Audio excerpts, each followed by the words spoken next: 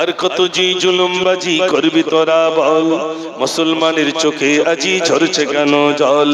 আর কত জি জুলুমবাজি করবি তোরা বল, মুসলমানের চোখে আজি ঝরছে কেন জল। ওরে এই দেশে কি মুসলমানের রক্ত দেওয়া নেই, দেশের উপর আসলে আঘাত মুক্তি পেতে দেই। আর কতদিন দেখবো এসব হাইনার চলাচল, অট্টকণ্ঠে আওয়াজে তুলে আগিয়ে তোরা চল। রুখতে চাই রুখতে চাই রুখতে চাই কালা কানুন আইন মোরা রুখতে চাই, রুখতে চাই রুখতে চাই রুখতে চাই কালা কানুন আইন মোরা রুখতে চাই। আজ বাংলা নয় গুজরাট নয় অস্থির গোটা দেশ, পার্লামেন্টে বসি তোমরা নাটক করছো বেশ। মাদ্রাসার মসজিদ গুলো করতে চাইছো শেষ, ওয়াকফ সম্পদ লুটবার এক ফন্দি করছো বেশ। ইংরেজদের বর্বরতা হার মানিয়েছে আজ, মুসলিম তুমি ঘুমিয়ে কেন করছে ওঠো আজ। ওই চাওলা হয়ে দেশ চালালে এমনটি তো হয়, সাম্প্রদায়িক দাঙ্গা বাঁধিয়ে রাজ করতে চাই। রুখতে চাই রুখতে চাই রুখতে চাই কালা কানুন আইন মোরা রুখতে চাই। নারে তাকবীর। আরেকটু জোর দিতে হবে, ব্রিগেডে যেতে হবে তো, আরেকটু জোর দেন। নারে তাকবীর।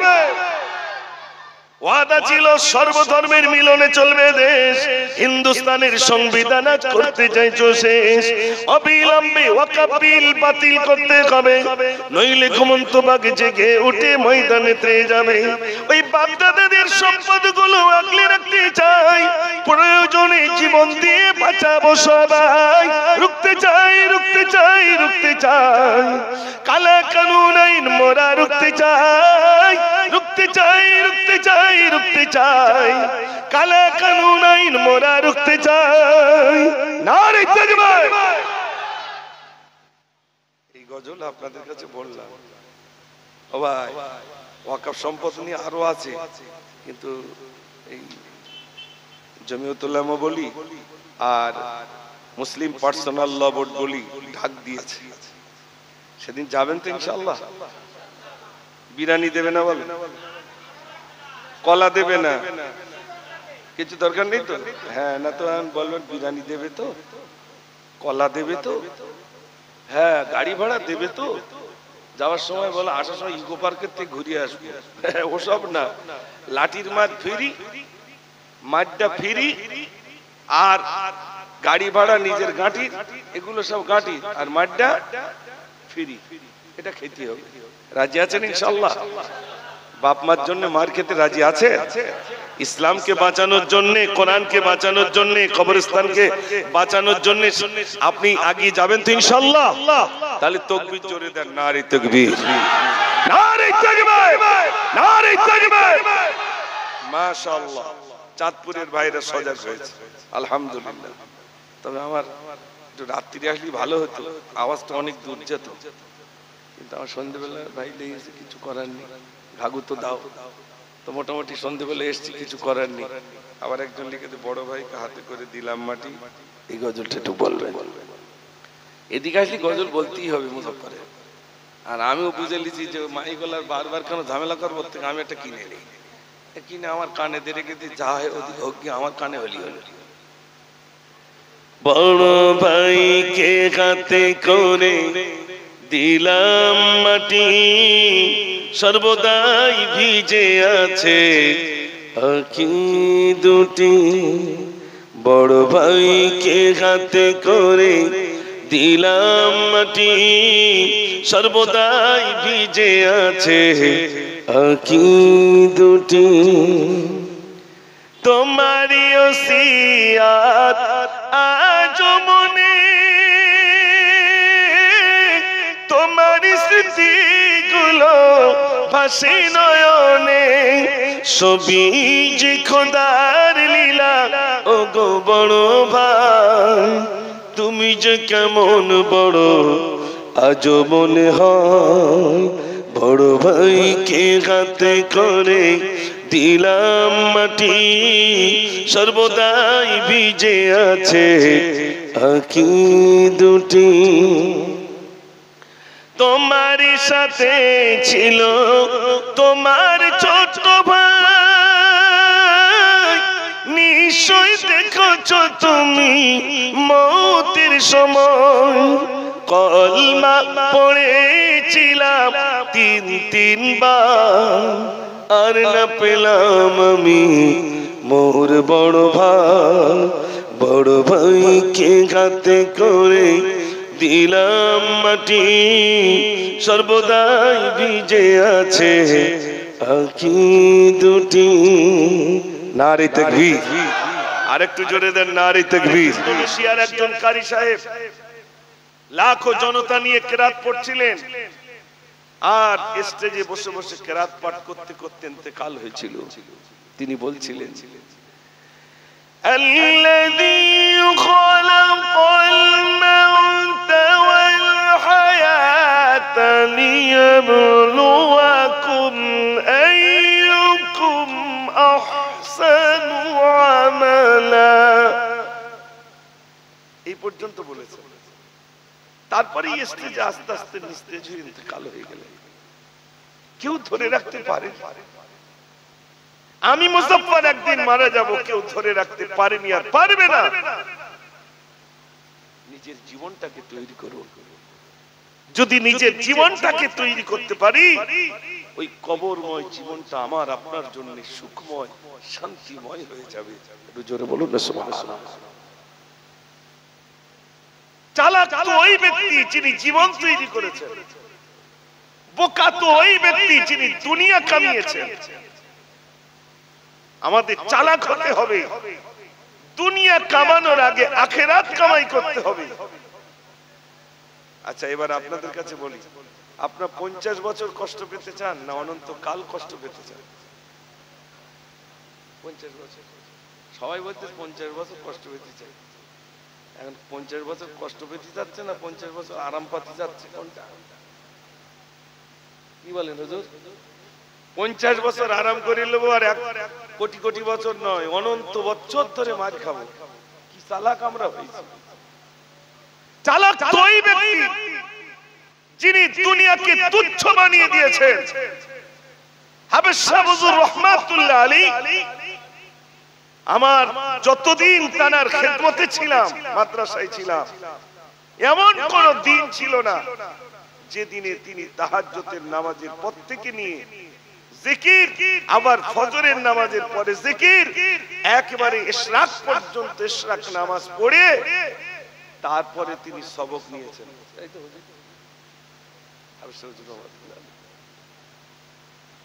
জীবনে বলেছেন আমি বিরাট কিছু? বলেছে ভাই? বলে জীবনে বলেনি আমি বিরাট কিছু। আবার জাতির জন্য তিনি ময়দানে নেমেছেন। জামিয়াতে উলামায়ে হিন্দের তিনি সভাপতি ছিলেন। জাতির জন্য, কওমের জন্য ময়দানে নেমেছেন।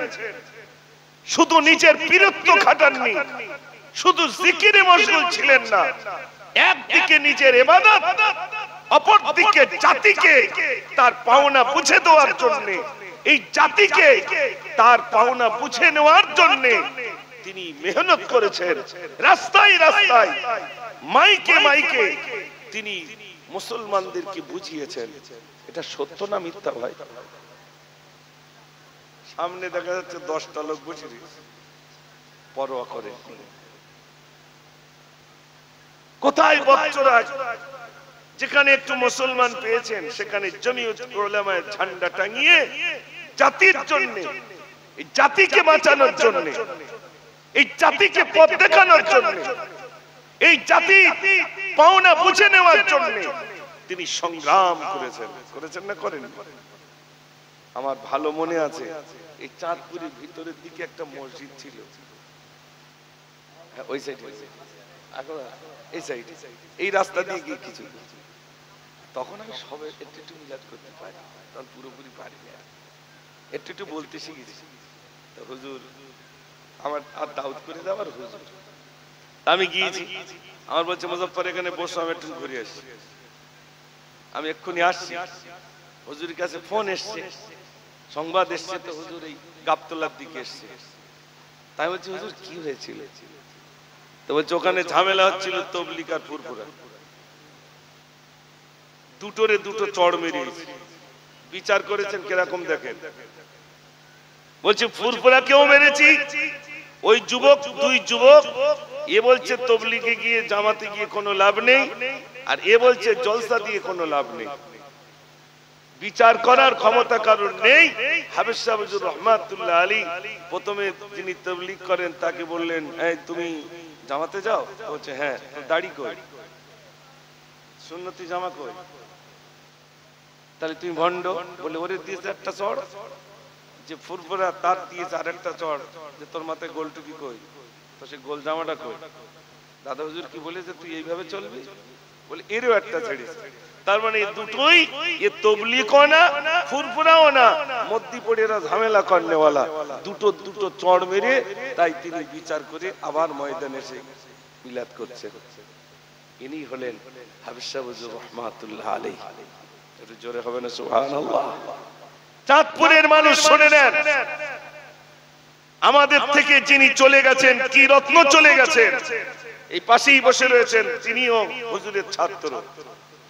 মুফতি সাহেব, যিনি মুফতি সাহেব চাঁদপুরি, আলহামদুলিল্লাহ, নাসিরউদ্দিন, মুফতি নাসিরউদ্দিন সাহেব দামাত বরকাতুম আলিয়া, তানার যোগ্যতা আল্লাহ তাআলাকে যে বিরাট মশহুর করেছেন, তিনিও হাফেজ সাহেব হুজুর রহমাতুল্লাহ আলাইহির ছাত্র।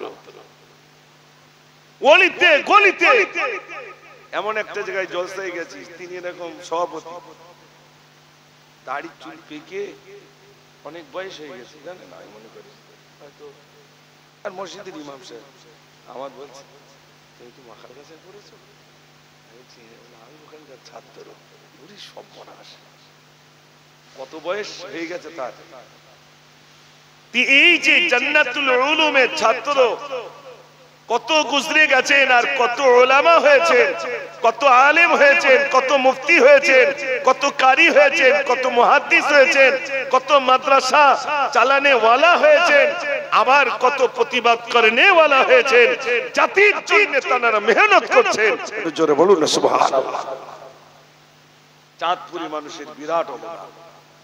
মাদ্রাসাটা যদিও মাকাল গাছে হতে পারে, কিন্তু চাঁদপুরের মানুষের কি অবদান কম? হাফেজ সাহেব হুজুর ছাড়া চাঁদপুরি কোনো কাজ হয় না।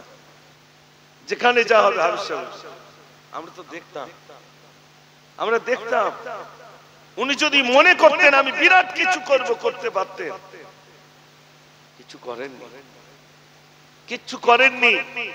আলহামদুলিল্লাহ, তার কথাটা এই বলতে বলতে আপনাদের কাছে বলে ফেললাম এই কারণে, তিনি একদিকে নিজের জীবন তৈরি করেছেন, জিকিরে মশগুল ছিলেন মসজিদে, কিন্তু তাই বলে এই নয় যে তিনি মসজিদ থেকে বার হয়নি, তিনি ময়দানে ঝাঁপিয়েছেন, জাতির জন্য নেমেছেন, জীবন দিতে প্রস্তুত আছি। কিন্তু মুসলমানের অপমান, জাতির অপমান, কওমের অপমান, ইসলামের উপর আঘাত আসবে, এই অপমান বরদাস্ত তিনি করেন। জোরে বলুন না সুবহানাল্লাহ।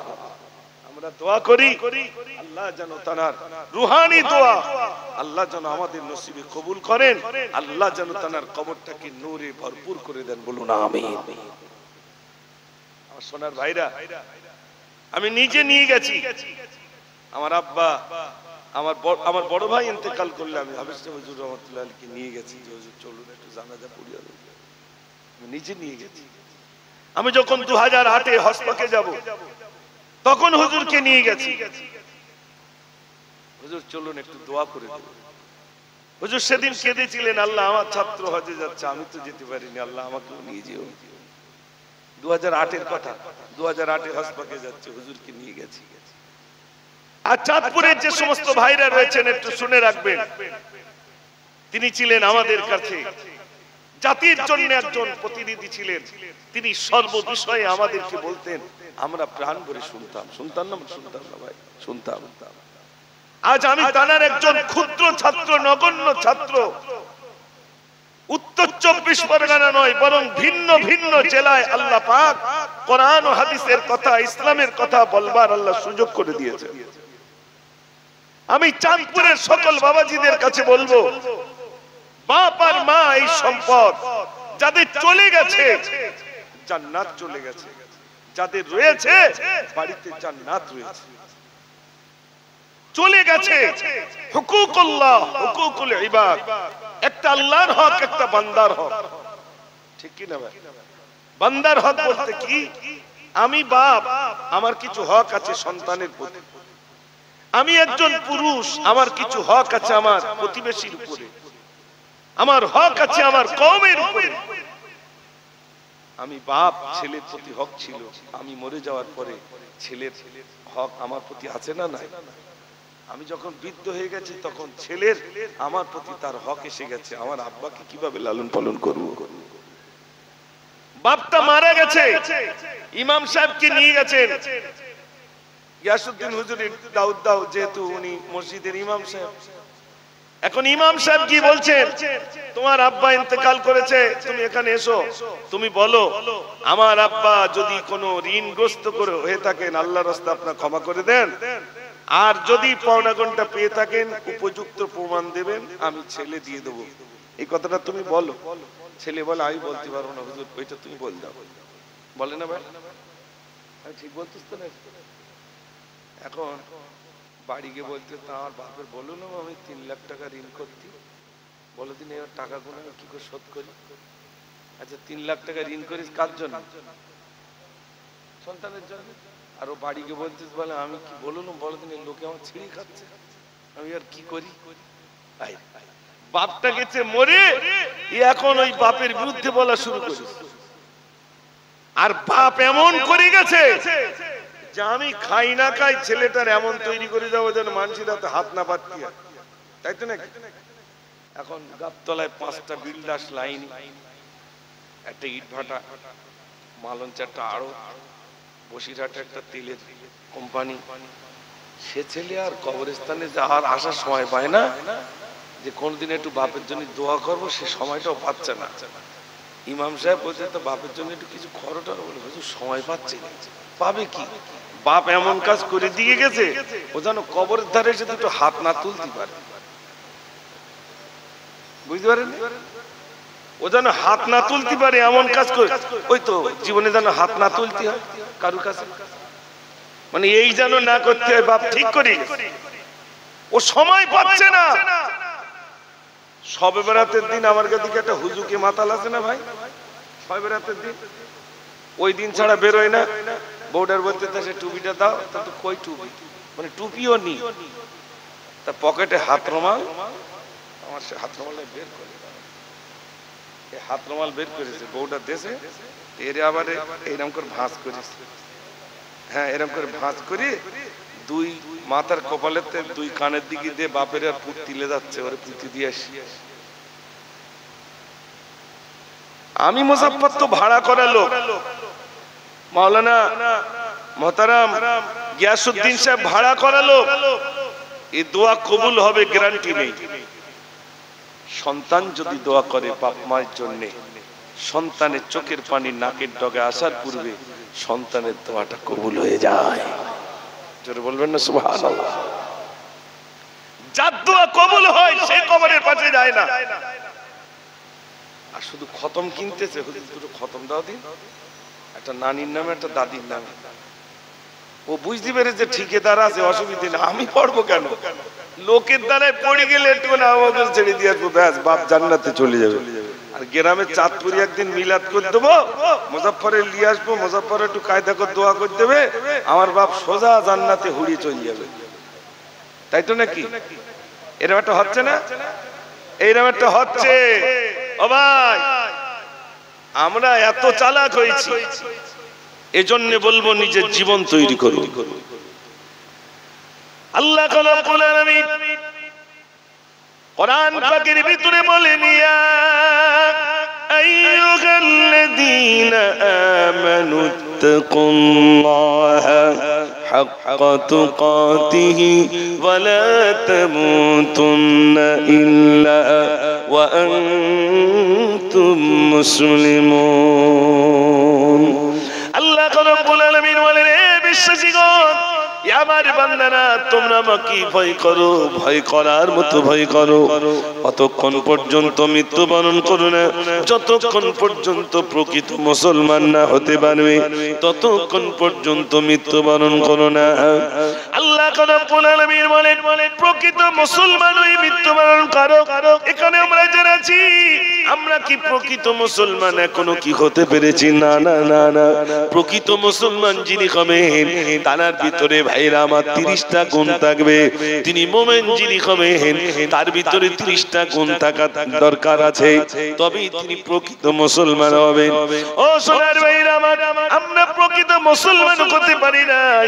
প্রকৃত মুসলমান হতে গেলে তার ভিতরে থাকবে তাকওয়া, তার ভিতরে থাকবে পরেশগারিতা, তার ভিতরে থাকবে আল্লাহর ভয়। ভাইরা আমার, তবেই তোমরা প্রকৃত মুসলমান হতে পারবো। এজন্য এখানে যারা আছি আজকে চাঁদপুরের এই জলসা থেকে আমাদের প্রতিজ্ঞা নিতে হবে, জীবনে যে সময়টা চলে গেছে ও সময় আর আমরা ফিরে পাবো না। হাফেজ সাহেব হুজুর রহমাতুল্লাহ আলাইহি চলে গেছেন। নাসিরউদ্দিন চাঁদপুরি, মুফতি নাসিরউদ্দিন চাঁদপুরি সাহেব তিনি একদিন চলে যাবেন। হাফেজ সাহেব হুজুর চলে গেছেন, তানার মতো হাফেজ সাহেব আর পাওয়া যায় নাই। যাবে কি নাকি? যিনি চলে গেছেন তার মতো মানুষ আর আসবেন না। ভাইরা আমার, যারা চলে গেছেন, বড় বড় বুজুর্গ চলে গেছেন, তাদের মতো আর বুজুর্গ আমরা পাবো না। ভাইরা আমার, যাদের কথায় মানুষ কাঁদতেন, যাদের কথায় মানুষ ছুটতেন, যাদের আলোচনায় মানুষ কেঁদে সারে জান হয়ে যেতেন, যাদের কথায় মানুষ মসজিদমুখী হয়ে যেতেন, এসব মানুষ আর পাওয়া যাবে না। তারা ছোট্ট ছোট্ট কথা বলতেন, আল্লাহর ভয় করতেন আর বলতেন বাবা চলো চলো জীবন তৈরি করো, নিজের ছেলেটাকে দিনী শিক্ষা দাও, নিজের ঘরটাকে তোমরা মসজিদ বানাও। যেমন মসজিদে নামাজ হয়, তোমাদের ঘরটাকে তোমরা মসজিদ বানাও, তোমরা মসজিদ বানাও। আল্লাহর নবী সাল্লাল্লাহু আলাইহি ওয়াসাল্লাম বলেন তোমাদের ঘরটাকে তোমরা মসজিদ বানাও। এখন এখানে যারা আছেন সত্য কথা বলুন, আমাদের ঘর মসজিদ না জাহান্নামের একটা গর্ত হয়েছে? সত্য বলুন। যদি মসজিদ হতো সত্যিকারের, আগে বাড়িতে একটা করে, প্রায় বাড়িতে গৃহস্থ লোকের বাড়িতে টিভি থাকতো, অ্যান্টেনা দেখলে বোঝা যেত এই বাড়িতে টিভি আছে। অ্যান্টেনা চলে গেল ভাইরা আমার, তারপরে এলো কম্পিউটার, বিনা অ্যান্টেনায় চলে এলো। কম্পিউটার চলে গেল, কম্পিউটার আর ভালো লাগে না। এখন বাড়ি বাড়ি দেখবেন প্রত্যেকটা ছোট ছোট বাচ্চার কাছে মোবাইল আছে না নাই? একটু জোরে বলেন। ওই ঘরে শুয়ে নাতিরা ধেই ধেই শুনছে। আগে বাড়িতে মাথার ধারে কাঠের রেডুয়া থাকতো বলে বাপ বলতো খোকা তুই রেডুয়া ছাড়। ওই চাঁদপুরের দিকে মাখালগাছার দিকে ওদিকে মাঠে কাজ করতো, জনেরা একটা করে রেডুয়া নিয়ে যেত, রেডুয়া আলির উপরে রেখে কাজ করতো। জোরে জোরে হতো না? জোরে বলেন। রেডুয়া চলে গেল, রেডুয়া তো একটা যা মানুষ শুনতো, ও সোনার ভাইরা ওটাও চলে গেল। বাড়ি বাড়ি টিভি বানিয়ে দিল, ঈমান হারা করে যাতে মানুষ মারা যায়, ঈমান হারা হয়ে যাতে মানুষ মারা যায়। নিজের ছোট্ট ছেলেটা, নিজের বিবিটা প্রতিদিন মোবাইল নিয়ে পড়ে রইল। যে মোবাইল অশ্লীল ছবি দেখার জন্য যুবক লালায়িত, অশ্লীল ছবি দেখলো, বিভিন্ন সিরিয়াল দেখলো, তাহলে বাড়িটা মসজিদ হলো না জাহান্নামের গর্ত হলো। আমাদের চাঁদপুরের বাড়িগুলো একটু তাকান, কোন বাড়িতে গান হয় না একটুখানি বলুন। নাতিটা সে চালাচ্ছে, এমন রিংটোন দিয়ে রেখেছে মসজিদেও হচ্ছে। ঠিক বলছি না ভুল বলছি? কি সর্বনাশ! পায়খানা ঘরে কেউ পর্যন্ত ফেসবুক দেখতেছে, বুঝতে পারেননি? পায়খানা ঘরে সেখানে সময় কেটতেছে না, সেখানে কেউ মোবাইল চালাচ্ছে। আর লা ইলাহা ইল্লাল্লাহ পড়তে পড়তে কবরে যাবে নাকি? ও সোনার ভাইরা আমার, আমি বড় দুঃখের কথা বলি, জানা চলে গেছেন তো চলে গেছেন, আমাদের তো চলে যাওয়া লাগবে, কিন্তু আমাদের আমলটা কি হলো? কি নিয়ে আল্লাহর কাছে যাব? কি নিয়ে আল্লাহর দরবারে আমরা যাব? কি নিয়ে সেদিন আমরা কবরে গিয়ে বলবো? আমাদের জবান থেকে কেমনে কলমা নসিব হবে? শুনে নেন ভাইরা আমার, আমাদের বাপ মা ওই কবরে রইল। ছোট্ট একটা ওয়াকিয়া বলি, হযরতে আলকামার ইন্তেকালের পূর্বে ভাইরা আমার যে মুহূর্তে ইন্তেকাল হবে, ওই মুহূর্তে তাকে কলমার তালকিন দেওয়া হয়, কিন্তু কলমা নসিব হয় না, কলমা নসিব হয় না। এত বেশি বেশি কলমা পড়ায়, কলমা নসিব হয় না। হযরত আলকামার কলমা যখন নসিব হয় না, কি করলেন ভাইরা আমার? তারা কথাটা আল্লাহর নবীর কাছে এসে সাহাবারা বললেন, ইয়া রাসূলুল্লাহ, আলকামারের জমানে তো কলমা নসিব হয় না, আলকামারের জমানে তো কলমা নসিব হয় না। আল্লাহর নবী বললেন, ওর মা কি জীবিত রয়েছে? ইয়া রাসূলুল্লাহ, আমরা তো জানি না। আল্লাহর নবী বললেন, খোঁজ করে দেখো। খোঁজ করে দেখছি আলকামারের মা জীবিত রয়েছে। এসে বললেন, ইয়া রাসূলুল্লাহ, আলকামারের মা জীবিত রয়েছেন। আল্লাহর নবী বললেন, যাও আলকামারের মাকে তোমরা ডেকে নিয়ে এসো। আলকামারের মাকে ডেকে আনা হলো। হযরত আলকামার, আল্লাহর নবী সাল্লাল্লাহু আলাইহি সাল্লাম আলকামারের মাকে বললেন, ওগো আলকামারের মা, আলকামারকে ক্ষমা করে দাও। ইয়া রাসূলুল্লাহ, আমার আলকামারকে আমি ক্ষমা করব না। আমার ছেলে আমাকে এত কষ্ট দিয়েছে, এত কষ্ট দিয়েছে, আমি তাকে ক্ষমা করতে পারি না। আল্লাহর নবী বললেন, ক্ষমা যদি না করো জাহান্নামী হয়ে যাবে, বেঈমান হয়ে মারা যাবে। ও সোনার ভাইরা, আল্লাহর নবী বললেন, আলকামারকে তুমি ক্ষমা করে দাও। ভাইরা আমার, মা বললেন, ইয়া রাসূলুল্লাহ, আমার ছেলে আমাকে এত কষ্ট দিয়েছে, এত কষ্ট দিয়েছে, আমার ছেলেকে আমি ক্ষমা করতে পারি না। আল্লাহর নবী বললেন, ও সাহাবারা, তোমরা জঙ্গলে যাও, কিছু কাঠ নিয়ে এসো। ওই কাঠগুলো এনে আলকামারের মায়ের সামনে আলকামারকে জ্বালিয়ে দাও। মা জননী বললেন, ইয়া রাসূলুল্লাহ, আমার সামনে যদি আমার ছেলেটাকে জ্বালিয়ে দেন, আমি মা সহ্য করতে পারবো না, পারবো না।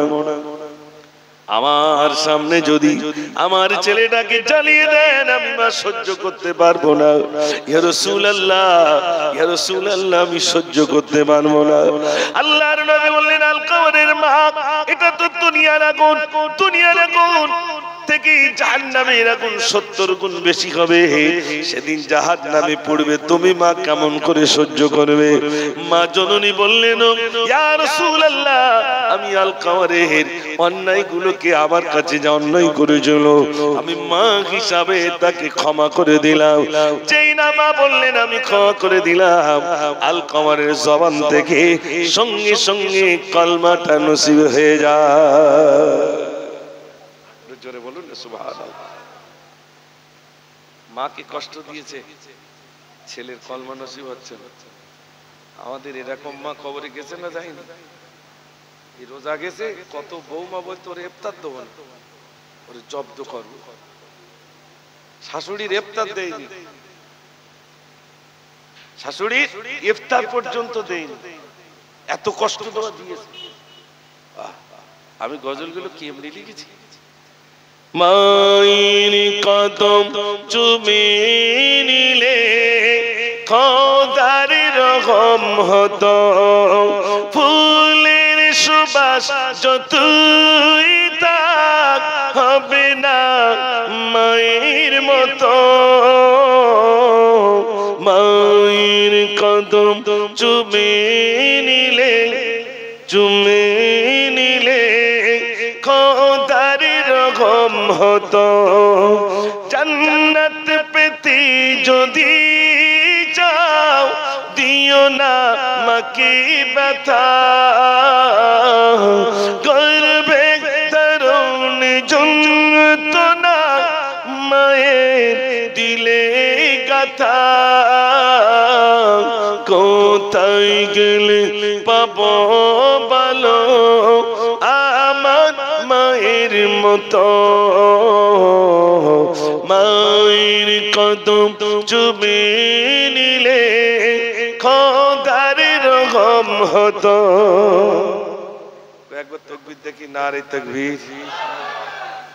এরকম তাকবীর দিলি ব্রিগেডে কি করলে যাবো? থাক না ওখানে, কিছু থাক। সব মাসি কি আর জায়গায় বসে?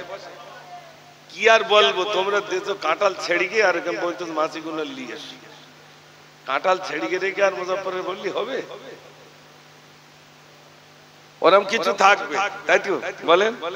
হ্যাঁ, কাঁঠাল ছাড়ালি ও আসবি, আসবে না? আজ সব ছুটি পেয়েছে, আর লোক কুটুমের একটু চা আর কুটুম আইলি বলে অনেকে রেগে যায়। এই যে মিলাদ হচ্ছে তো, লোক কুটুম এসে বলে অনেকে রেগে যায়, এরা মিলাদ দেয় না, রাঙা বাড়ি কুটুম আসে না।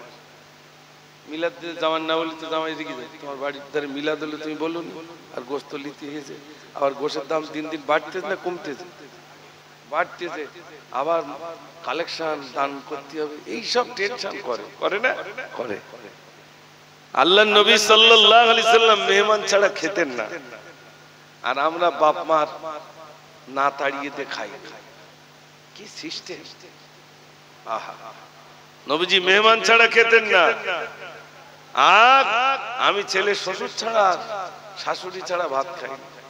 জামাই আমার মাওলা বাক্স, কত সুন্দর জামাই আমার, বলে না ভাই? হ্যাঁ, ও বাপের সাথে থাক আর না থাক, মা দেখুক আর না দেখুক,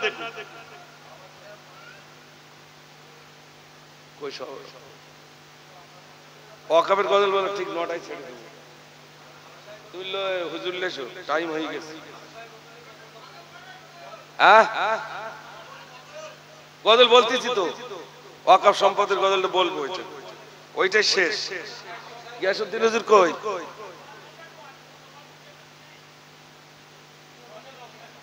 লেট করে তুলি আর ওইসব করবো, আমার ওসব চলবে না। আমি চলে যাবো, আমার আরেক জায়গায় দাওয়াত রয়েছে। ওই টাইমের মধ্যে শেষ করতে 10 মিনিট। একটা গজল কত জানো? একটা গজল 10 মিনিট। যদি গজলের মতো গজল বলি তো একে গজলে 10 মিনিট, কিন্তু আমি তো সে গজল বলবো না, আছে 10 মিনিট।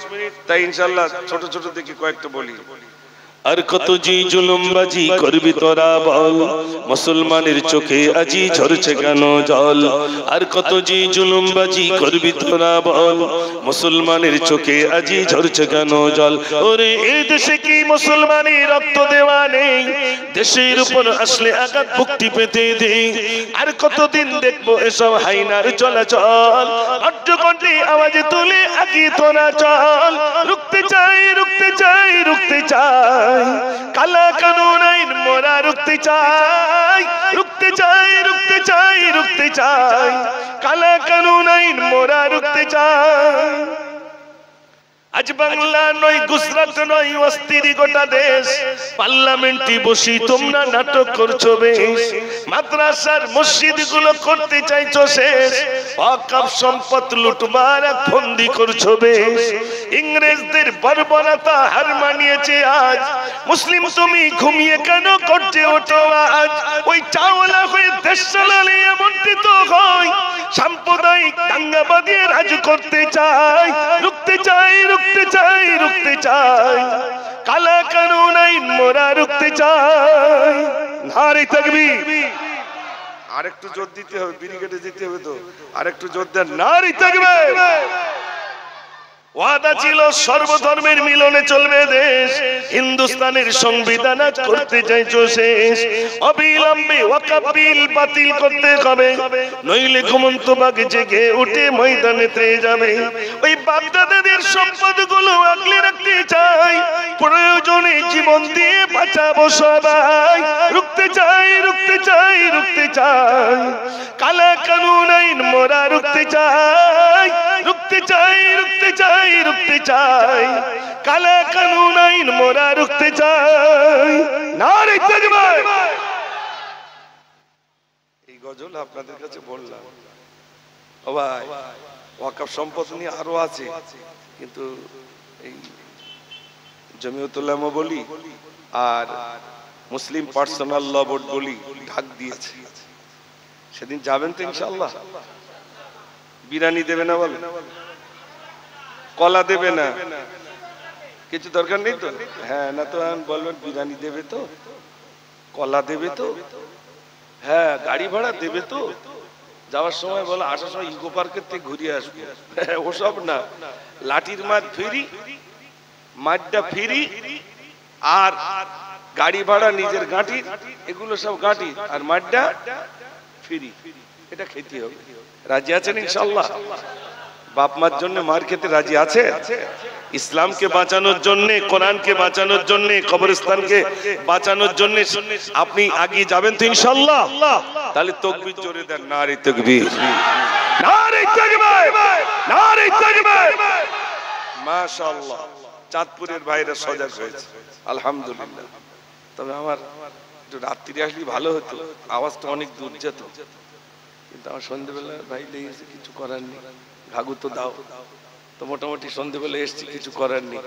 আবার একজন লিখেছে, বড় ভাইকে হাতে করে দিলাম মাটি, এই গজলটা একটু বলবেন। এদিকে আসলে গজল বলতেই হবে মুজফ্ফরের। আর আমিও বুঝে লিছি যে মাইকলার বারবার কেন ঝামেলা করবো, থেকে আমি একটা কিনে নিই, কিনে আমার কানে দিয়ে রেখে দিই, যা হয় ওদিকে হোক, আমার কানে হলি হলো। বড় ভাইকে হাতে করে দিলাম মাটি, সর্বদাই ভিজে আছে আঁখি দুটি। বড় ভাইকে হাতে করে দিলাম মাটি, সর্বদাই ভিজে আছে আঁখি দুটি। তোমারি ওসিয়াত আজ মনে, তোমারি স্মৃতিগুলো ভাসে নয়নে, সবই যে খোদার লীলা ও গো বড় ভাই। তুমি যে কেমন বড় আজ মনে হয়, বড় ভাইকে হাতে করে দিলাম মাটি, সর্বদাই ভিজে আছে আঁখি দুটি। তোমারই সাথে ছিল তোমার ছোট ভাই, নিশ্চয় দেখেছ তুমি মৌতের সময়, কলমা পড়েছিলাম 3 বার, আর না পেলাম আমি মোর বড় ভাই। বড় ভাইকে হাতে করে দিলাম মাটি, সর্বদাই ভিজে আছে আঁখি দুটি। নারী তাকবীর, আরেকটু জোরে দেন নারী তাকবীর। এবার একটা গজল শোনাই। আমি চাঁদপুরে মাঝে মাঝে কালেকশন করতে আসতাম, পাকাটি টাকাটি লিখতে আসতাম। মাদ্রাসা যখন জলসা হতো তখন পাকাটি লিখতে আসতাম। চাঁদপুরের মানুষ একটা আলাদাভাবে দান করে, আলহামদুলিল্লাহ। যাই হোক, তো সেই সময় যখন মাদ্রাসায় প্রথম আসি, আমি একটা গজল বলতাম, যে গজলটা আশেপাশে গেলি ফার্স্ট হতাম। সেই গজলটা আমার জীবনে মাগাল কাছে যখন প্রথমে পড়তে এসেছি, তখন ওই সব ছেলেরা হুজুরি বলতে, এই গজল বলতে পারে ভালো। আমার আজও মনে আছে, তাইসা হুজুর রহমাতুল্লাহ আলাইহি ইন্তেকাল করলে ওনার বালিশের নিচে একটা গজল ছিল লেখা। হুজুর ওই গজলটা নিয়ে এসছি, এসে আমার বলছে, মুজফ্ফর তুই বল। আমি মাইকি বলতাম ওই গম্বুজুল্লাহ মসজিদে, ওই মাইকে আমি বলতাম। হুজুর বলতো তুই মাইকি বল, আমি শুনবো। এত ভালোবাসতে। আমি তখন অন্য মাদ্রাসায় চলে গেছি, তো চৌমাথায় একটা প্রতিযোগিতা হচ্ছে। সেই প্রতিযোগিতায় গিয়ে একই গজল, একই মানে কেরাত, তো কেরাতটা ছিল সূরা ইনফিতার, আর গজল যে যা বলতে পারে। তো কেরাতে আমার প্রাইজ দেয়নি। হুজুর গিয়ে চটে বসে যায়, মুজফ্ফর কেরাত পড় দেখি, কে প্রাইজ দেয় না আমি দেখবো, খোদার কসম। সেদিন আমি সূরা ইনফিতারটা পুনরায় তেলাওয়াত করলাম।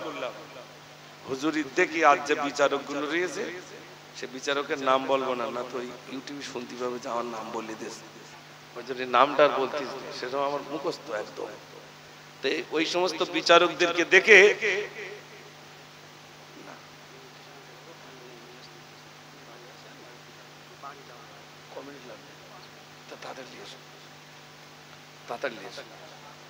হ্যাঁ 5 মিনিটের মধ্যে ছোট বড় 5 মিনিট না হয়। দক্ষিণের দিকে ভাই কি সব বনাস। এখান থেকে যদি চৌমাথা হয়, যদি বলি ভাই চৌমাথা কত, এই তো কত মিনিট লাগবে, 5 মিনিট লাগবে। 1 ঘন্টা হেঁটে যেতে হবে, তার 5 মিনিট শেষ হবে। তাই ছোট 5 মিনিট না বড় 5 মিনিট বলে দিল। এটা তাকবীর জোরে দেন, নারে তাকবীর। আরেকটু জোরে দেন, নারে তাকবীর। তো যিনি আজ শুনতেন, আমাকে শিখিয়েছেন, তিনি বিদায় হয়েছেন। আমি যেখানেই যাই আজও পর্যন্ত গজল বলতেই হবে। মদিনার মসজিদে নববী শরীফে বসে বসে বলছি, মদিনার মাটি যদি পাই রাসূলুল্লাহ সুরমা করে দেব বারবার। মদিনার মাটি যদি পাই রাসূলুল্লাহ সুরমা করে দেব বারবার।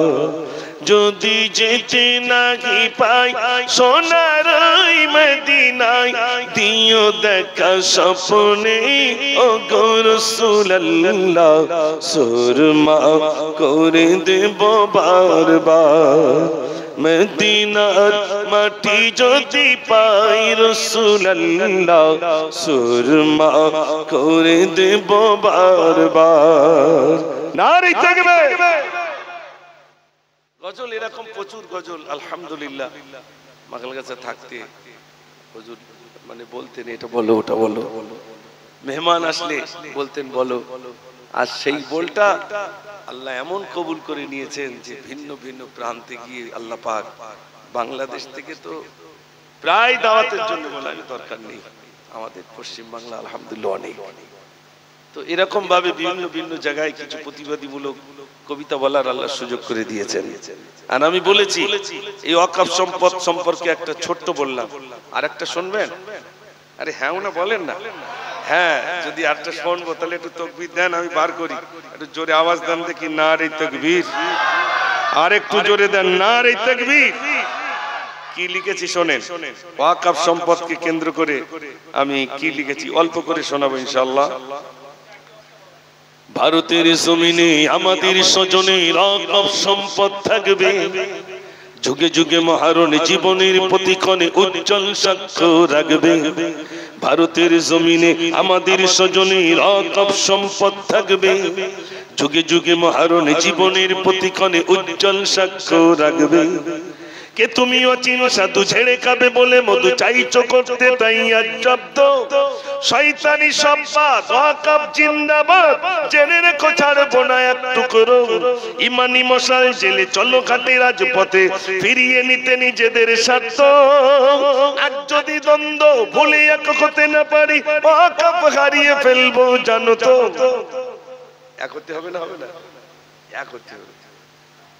বাবারে, এই টিভি চ্যানেলে দেখাচ্ছে মুসলমানদের অনেক ভাগ, অনেক ভাগ, জীবনে যা দেখেনি তাই। তা আমাদের এরকম ভাগ হলে হবে ভাই? এখন ময়দানে নামতে হবে। আর ভাগ করে লাভ নেই, জীবনে অনেক ভাগ করেছি, আর ভাগ নয়। তাই এটা যেহেতু জলসার মজলিস, তাই ওয়াকফ সম্পর্কে আর খুব বেশি বললাম না, অল্প বললাম। মুফতি সাহেব আসবেন, আলোচনা রাখবেন আপনাদেরকে নিয়ে। তিনি ঘরের ছেলে হলেও তিনি আমাদের জন্য গর্ব, ঠিক কিনা ভাই? এই চাঁদপুরের নামটা উজ্জ্বল হয়েছে না হয়নি? এই চাঁদপুরের নামটা মুফতি নাসিরউদ্দিন চাঁদপুরি। চাঁদপুরের নামটা শুধু পশ্চিম বাংলা না, পশ্চিম বাংলার বাইরেও এই চাঁদপুরের নামটা পৌঁছে গেছে। জোরে বলুন না সুবহানাল্লাহ। চাঁদপুরের মানুষ ভাগ্যবান, চাঁদপুরের মানুষ ভাগ্যবান। আমাদের গ্রামের নাম অলিতে গলিতে পৌঁছে গেছে আল্লাহর একজন সালেহ বান্দাকে কেন্দ্র করে। এই জন্য আমি সকলের কাছে বলবো যে গ্রামে এরকম কিছু পাওয়ার পরেও যদি আমরা তাদের পিছন থেকে সরে আসি, এটা আমাদের ব্যর্থতা, তাই তো নাকি ভাই? এটা আমাদের ব্যর্থতা। আমি অন্তত আপনাদের কাছে বলবো, আমার মনে রয়েছে হাফিজ সাহেব রহমাতুল্লাহ আলী বলতেন, আমাদের মুফতি সাহেবের আব্বা, তুমি ভাগ্যবান, তুমি ভাগ্যবান, এরকম করে বলতেন।